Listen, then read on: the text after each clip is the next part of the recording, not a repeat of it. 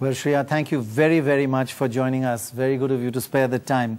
Now, not too many people know this about your intellect, but you were invited to IIM Ahmedabad to give a lecture on the South film industry earlier this year. And the only other actor to be invited to IIM Ahmedabad was Amir Khan. What was the idea behind going to Ahmedabad IIM?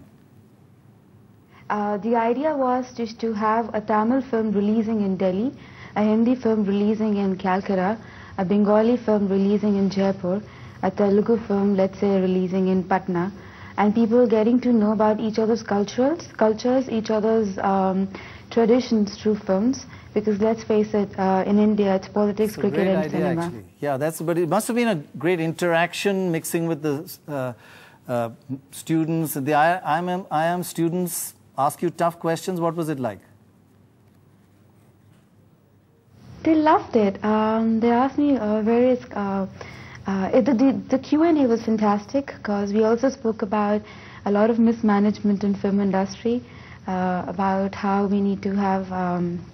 we need to figure out something about piracy and about, proper contracts and insurance and various aspects of film industry which need to be spoken about films getting big budgeted and how to curb budget and blah, blah, blah.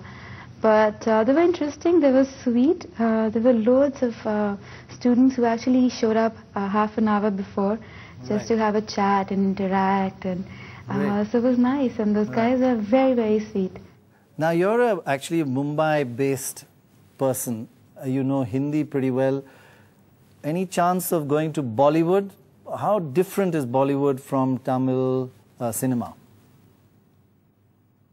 In India, I would like to call it Indian cinema because I think it's the only country with so many languages.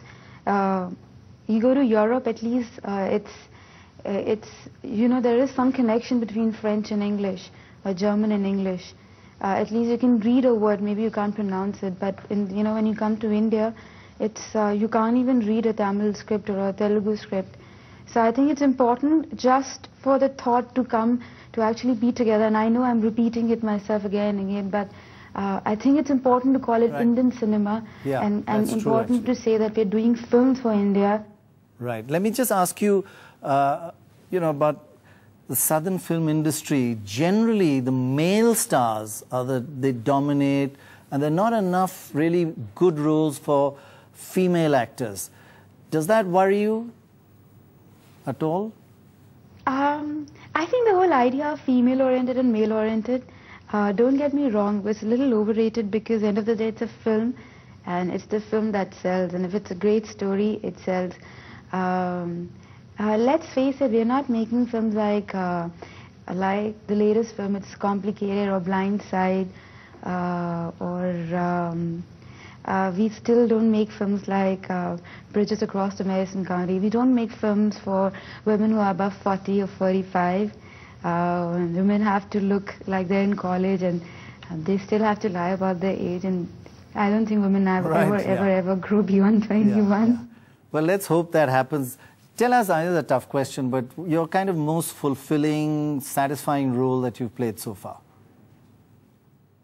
The most fulfilling role and my favorite role is this movie I did called Cooking with Stella, which was written by Deepa Mehta, directed by her brother.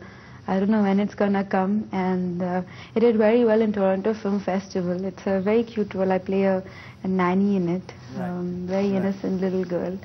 I loved it. Right.